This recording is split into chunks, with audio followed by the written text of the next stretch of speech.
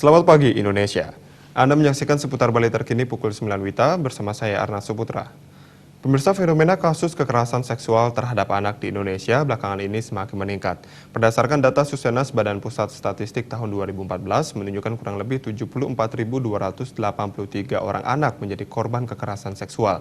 Hal ini tentunya sangat memprihatinkan karena dalam kasus-kasus ini, pelaku anak-anak menunjukkan peningkatan. Pelaku rata-rata berumur 16 tahun dan korban berusia mulai dari 5 hingga 17 tahun.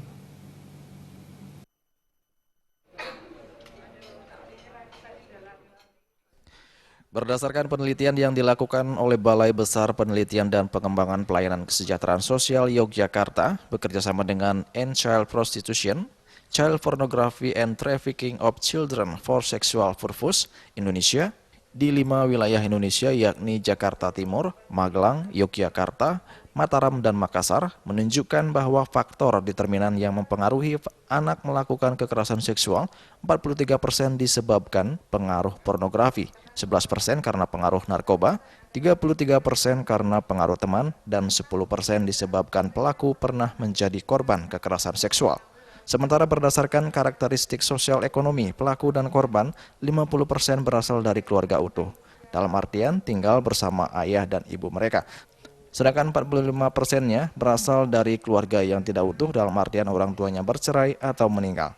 Bahkan antara pelaku dan korban, 87% diantaranya merupakan teman dan sudah saling mengenal. Menanggapi fenomena tersebut, Menteri Sosial Khofifah Indar Parawangsa mengemukakan, pemerintah sejauh ini sudah melakukan berbagai upaya dalam hal regulasi maupun dalam eksekusi.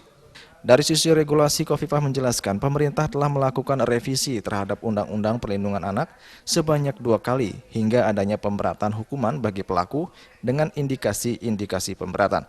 Selain itu, menurut Khofifah, pemerintah juga sudah menyediakan berbagai layanan terkait upaya perlindungan. Namun begitu, Khofifah mengakui dinamika masalah sosial terus berkembang, terutama yang terkait dengan kekerasan terhadap anak. Oleh karena itu, menurut Khofifah, Kementerian Sosial tetap akan mengedepankan langkah-langkah preventif yang lebih sistemik. Mensos juga meminta peran serta orang tua untuk senantiasa memberikan perhatian kepada anak-anak mereka, karena orang tua merupakan faktor utama yang bisa mencegah terjadinya kasus kekerasan terhadap anak. Pemerintah sebetulnya sudah melakukan berbagai ikhtiar, baik dari regulatingnya maupun executingnya. Dari sisi regulasinya sudah ada revisi Undang-Undang Perlindungan Anak sampai 2 kali. Sampai ada pemberatan hukuman bagi pelaku dengan indikasi-indikasi pemberatan.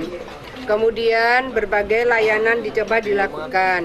Tetapi bahwa dinamika masalah sosial, terutama yang terkait dengan kekerasan terhadap anak, dan yang kita ingin lakukan langkah-langkah preventif lebih sistemik adalah yang pelakunya anak. Jadi mohon kepada seluruh para orang tua, dalam Undang-Undang Perlindungan Anak, kewajiban pertama dan utama itu adalah orang tua untuk melindungi anak-anak mereka. Itu di state di dalam Undang-Undang Perlindungan Anak. Dalam kasus ini ternyata 55% mereka serumah dengan kedua orang tuanya. Kementerian Sosial dalam waktu dekat juga akan segera membangun pusat penelitian unggulan atau Center of Excellence untuk mempersiapkan penelitian, pengembangan, dan pelayanan anak terpadu, sehingga nantinya Indonesia mempunyai model terkait efektivitas dalam memberikan perlindungan, pembinaan, dan psikososial terhadap anak. Dari Jakarta, Juli Suwarto dan Ketut Sumadiasa melaporkan. Nantikan seputar Bali terkini 1 jam mendatang. Selamat pagi dan sampai jumpa.